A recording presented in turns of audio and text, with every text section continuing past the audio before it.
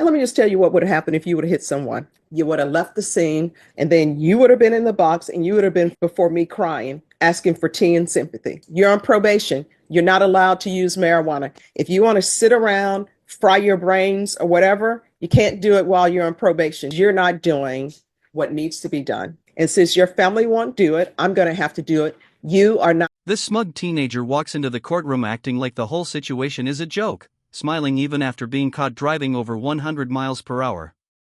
He seems convinced that his age will somehow protect him from serious consequences. However, once the judge begins asking direct questions about his job, his insurance, and who actually covers his expenses, the atmosphere quickly starts to change. What unfolds feels like a clear example of youthful entitlement needing a harsh dose of reality. Let me know your thoughts in the comments. Do you think driving at 100 miles per hour on the way to school deserves real prison time? Let's take a closer look and see how it all plays out. Calling 2024 CR 1497, State of Texas versus Gabriel E. Chortea. Could I have parties announced for the record for the state? Jason Garahan, Your Honor. Defense? Brian Kimbrough. And are you Mr. E. Chortea? Yes. Mr. E. Chortea, did you review the document entitled Court Admonishments and Defendant's Waivers and Affidavit of Admonitions with your attorney? Did you understand it and sign it in all the appropriate places? Did you understand you're charged with the offense of evading arrest, detention with a vehicle? That's a third-degree felony. Range of punishment is anywhere from 2 to 10 years in prison and up to a $10,000 fine. Did you understand? Did you understand if the court were to grant your application for deferred adjudication, if for any reason your deferred adjudication were revoked, the court could find you guilty and sentence you up to 10 years in prison and up to a $10,000 fine? Counsel, has your client been able to provide you with any defenses? Yes, sir. Did you review the plea bargaining agreement with your attorney? Did you understand it? According to the plea, there's a $1,500 fine and the state recommends deferred adjudication. Did you understand that to be the plea? Yes, sir. Outside the agreement, the state is requesting that your deferred adjudication be for a term of 2 years. There be a TAP evaluation and 180 hours of community service restitution. Did you understand those are recommendations from the state and the court does not have to follow those recommendations? Then to the offenses charge, how do you plead? Guilty, not guilty, or no contest? State any evidence. No objection. All right, state you may be excused. Court will accept into evidence states exhibits 1 and attachments and the court will review the same. All right, after reviewing states exhibits 1 and attachments, the court will find there's sufficient evidence to find you guilty. Court will defer finding of guilt as you've applied for deferred adjudication. Are you proceeding with sentencing? Yes, sir. Anything you wish to say on behalf of your client? I would ask the court to follow the plea bargain. Mr. Chortea has no criminal record. He's what, 20 years old, Your Honor. This was a big mistake. He understands that, and he'll do well on probation, I'm sure. All right. So why are you going 100 miles per hour? To be honest with you, Your Honor, that day I was going to school. All right. So here's the thing, and your attorney will tell you this. When people start a sentence with, to be honest with you, usually what's coming after that is not honest. And then when people say, in all honesty, what's coming is not honesty. Whenever you hear people talking and they say, well, with all due respect, what's about to come is without respect. So you're speeding, going 100 miles per hour. Why? I was going to school. Yeah, but why are you going 100 miles per hour? Other people go to school. They're not going 100 miles per hour. I'm sorry, what? I was running late, Your Honor. So you're running late. And what school were you going to? I was going to Pathways Home Education And whose car were you in? in my vehicle. All right. Do you have insurance on that vehicle in your name? Yes. And were you paying for that vehicle and paying for the insurance? Not the insurance, Your Honor. Who was paying for the insurance? Be my mother.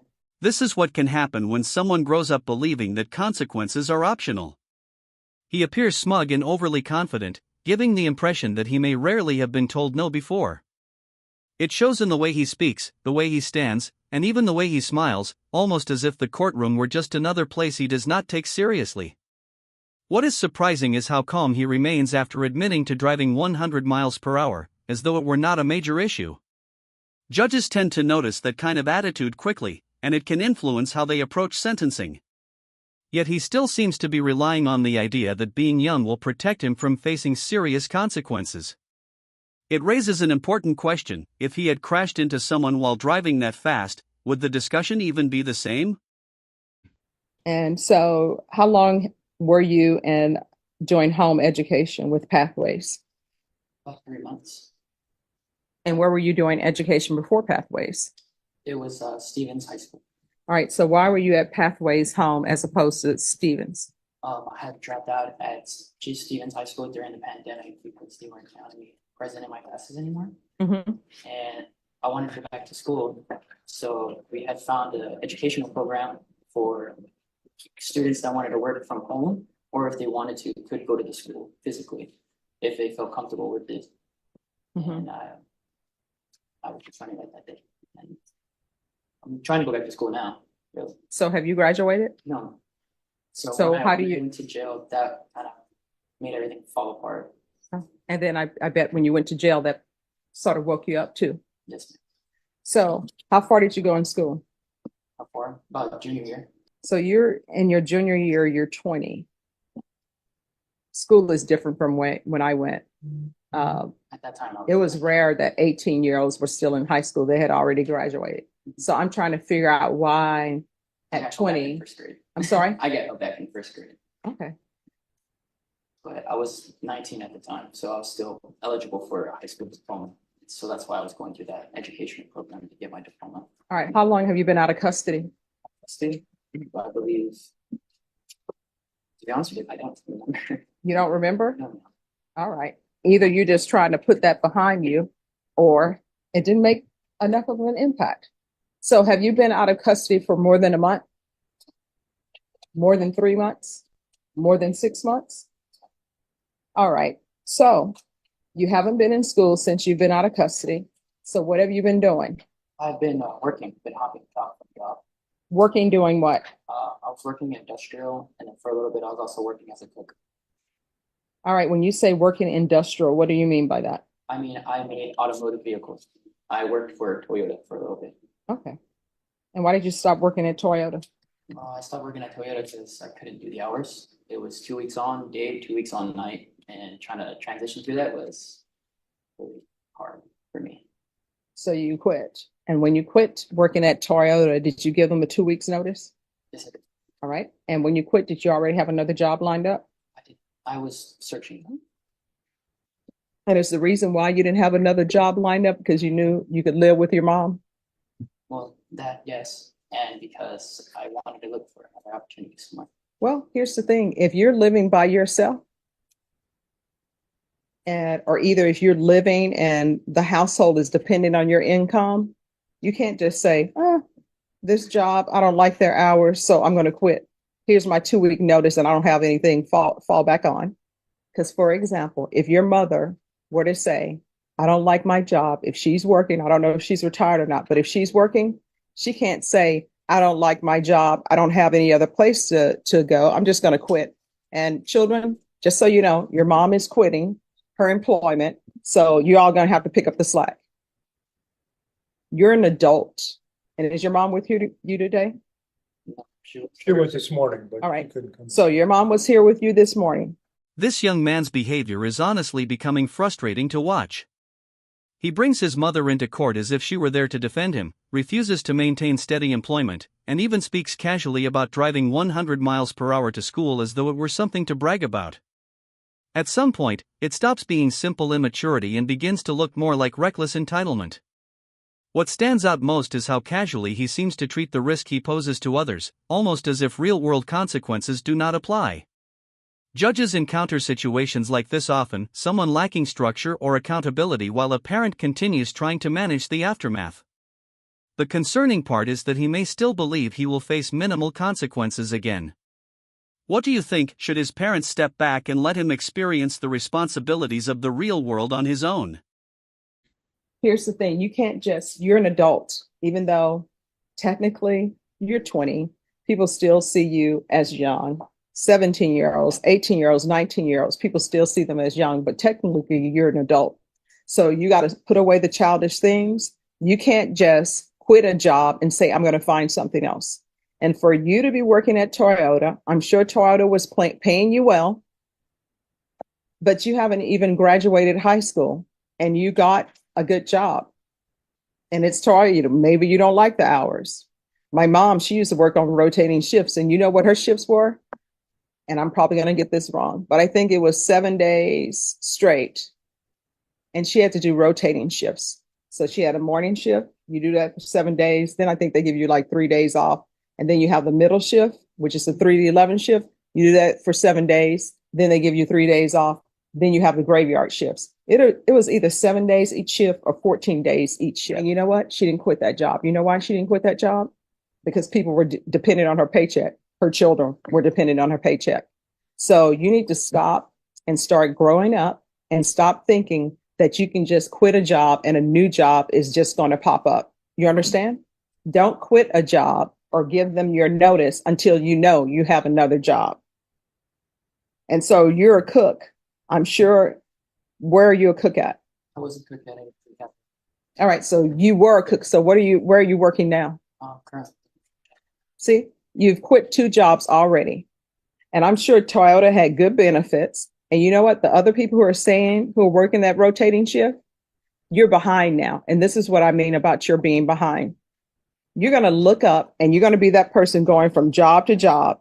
And then the people who were at Toyota with you, they're going to be ready for their retirement. And they're going to say, you know what? I already put in my 20 years. Whereas you may end right back up at Toyota and you'll only have a year in and you're looking at doing 19 more.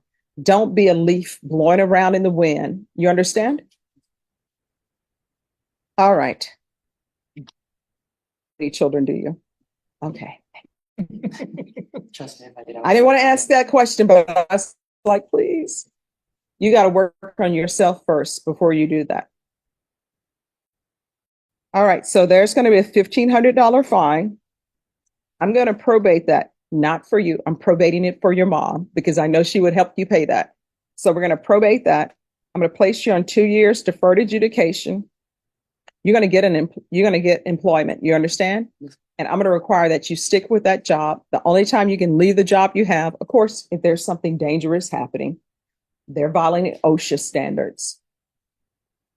The only time you'll be able to leave that job, if they're not violating OSHA standards, is if you already have another job. You understand? We're not going to do that anymore. So it's going to be proof of employment within 30 days. There's to be no employment as a home health care provider or with minors. Oh, and by the way, at Toyota, that shift you were working, I'm sure if you put enough time in, they probably would have given you a different shift. Those shifts are usually for people that they're trying to see if you're going to last. So if I were in your position and I haven't graduated from high school, Toyota seems like it's a good place to be in as far as benefits. 401k, I'm sure they'll do medical, dental, all of that. You understand? There is going to be regular reporting by Zoom or in person. There'll be regular random UAs, defensive driving course, 180 hours of community service restitution. That will be waived if he completes his GED or if he graduates from school or if he enters and successfully completes a trade school. There's going to be field visits 1 time per month for 2 months. Probation, is there anything else he needs? Is there anything else you need from the court to be successful? So we can go off the record. Here's the thing. You're going 100 miles per hour, and guess what could have happened? 1, you're not a race car driver, right? You could have easily hit a child who was walking through the crosswalk because guess what? Children tend to be walking through crosswalks during school. Could have been somebody from high school. Could have been one of the little elementary school children who are just trying to make it to school and you're speeding at 100 miles per hour. This is not Fast and the Furious. You understand? And you easily could have been killed. You could have wrapped your vehicle around a light pole or ran into the school. You understand? All right. And then if that would have happened, you know what? They would have been trying, if you would not have survived, they would have been trying to sue your mom. All right. Good luck to you. If it was not already clear, this young man does not appear to have learned from the earlier situation. He ended up violating probation again and received another charge, this time for driving through multiple stop signs without headlights, almost as if he were treating the road like a game. Now he is facing the possibility of a sentence that could reach up to 10 years. Situations like this often spark debate about whether repeated warnings are enough or whether stronger consequences are sometimes necessary. On paper, giving someone additional chances may seem fair, but for certain individuals the lesson may not truly register until the consequences become serious. Cases like this raise the question of whether earlier intervention might have made a difference. Let me know what you think in the comments. Do you believe the judge should have imposed a harsher penalty sooner? Could I have parties announced for the record? Jason Garrett, State Yard. Jesse Sepulveda for Gabriel Echartea. And are you Gabriel H. Artea? Yes, ma'am. Did you review the document entitled Motion to Enter Adjudication of Guilt and Revoke Community Supervision with your attorney? Did you understand it? Are you the same Gabriel Paul H. Artea who was placed on deferred adjudication in 2024 CR 1497 for the offense of evading arrest or detention with a vehicle on June 17, 2024 for a period of 2 years? All right, state. Yes, Your Honor, violated condition number 1 on or about the 13th day of February 2025 in Bear County, Texas, the defendant Gabriel Paul Echeverria Close enough. committed the offense of reckless driving and violation condition number 1. How do you plead to that, true or not true? True. Your Honor, will waive the remaining violations. Any objections? No objections, Your Honor. Did you understand by pleading true to violation of condition number 1, the court could find it true, grant the motion, find you guilty, sentence you up to 10 years in prison and up to a $10,000 fine? Knowing that, do you still wish to plead true to violation of condition number 1? Court will find violation of condition number 1 true. Is there a proposed agreement? There is, Your Honor. Yes. The motion to adjudicate and continue the individual on his deferred and have it amended to include local ISF 2 and wait in jail for placement and monthly UA for 6 months and amend for IOP as represented by the TAP.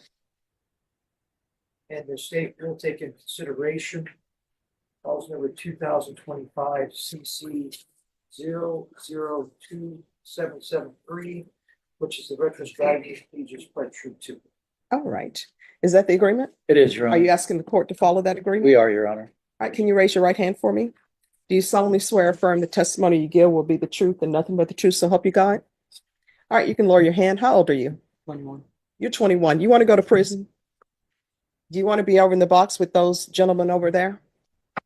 Some people at the jail, people at the prison, they're charged with murder, right? Yeah. They're charged with sex offenses. They're charged with robberies. They've been to prison before. This is their 3rd time or whatever. It appears to the court that maybe that's where you want to go because you're not doing what needs to be done.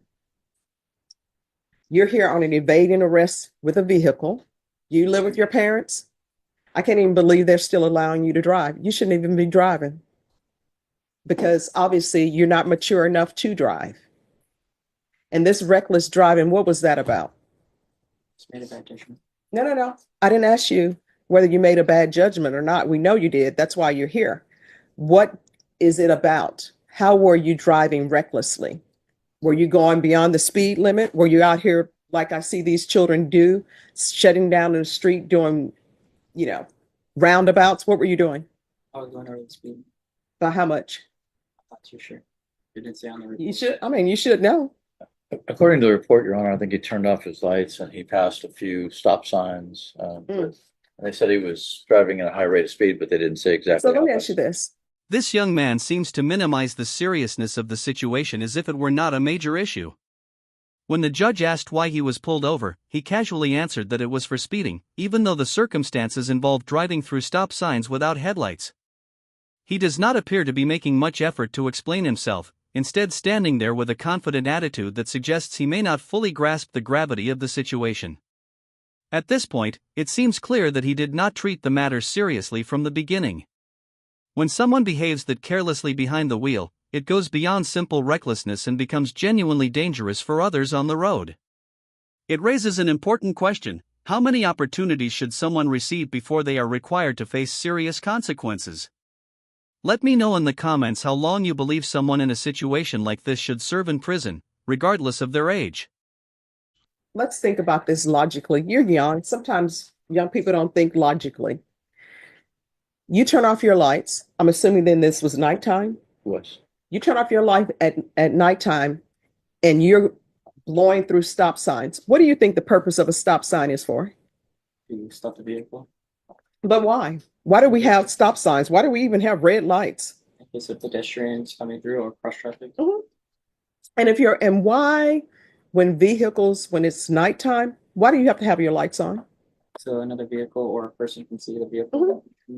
So if you turn off your lights, what does that mean? Will people be able to see you? All right. And then somebody is walking past that stop sign because they don't see a vehicle. What's going to end up happening? Collide with the person or vehicle. And what's going to happen with that person? They either die or get seriously injured. And let me just tell you what would have happened if you would have hit someone. You would have ended up hitting that person, and you know what you would have done? You would have left the scene. They would have ultimately found you, and then you would have been in the box, and you would have been before me crying, asking for tea and sympathy. So what I can tell you is this. The only reason why you're not going to prison right now is because your age, and I guess you're not thinking. So I'm going to try to help you think and make better decisions. So I'm going to deny the motion. I'm going to alter him in conditions. He will be taken into custody today. He's going to local ISF. And since your family won't do it, I'm going to have to do it. You are not allowed to drive. Wherever you need to go, either you're going to have to get an Uber, you're going to have to learn to do the VIA. You're not going to be driving for the rest of your probation. Don't come back to me saying I have to go to school in another county. You're going to have to figure it out. Do you understand? And I will take in consideration 2025 CC 002773, and we'll do a referral to felony drug court. And all of that is to take place in custody. And then you said intensive outpatient treatment? Yes, sir. Oh, no, actually, inpatient. Inpatient treatment. Oh, sorry. Oh, I'm sorry, Judge, you're right. Yes. You got the other part. All right. Yes, So you're right. that'll be inpatient treatment. And I know that you all didn't go on the section about using marijuana. It's illegal in Texas. You're on probation. You're not allowed to use marijuana. If you want to sit around, fry your brains or whatever, you can't do it while you're on probation. Do you understand? And we can go off the record. What are you planning on doing with the rest of your life? Join the military. All right. Well, the military, they're not just accepting everybody. And counsel, once he completes all of this, if he signs up for the military, and I need to see it signed on the dotted line, I will let him go. Thank you. This video honestly left a strong impression on me because it shows a young person treating both life and the law as if they were not serious matters, yet still seeming to avoid harsher consequences. When someone is willing to speed through multiple stop signs without headlights and even talk about it casually, it begins to look less like a simple mistake and more like a repeated pattern of behavior. Judge Boyd handled the situation with composure, but some might argue that the response could have been stricter. Judges have the ability to set the tone in cases like this, and situations involving dangerous behavior often spark debate about whether lighter penalties are effective. Do you think the sentence was appropriate, or should it have been more severe? Let me know your thoughts in the comments, and if you are still watching, consider dropping a like. I share daily discussions like this, and I appreciate you taking the time to watch.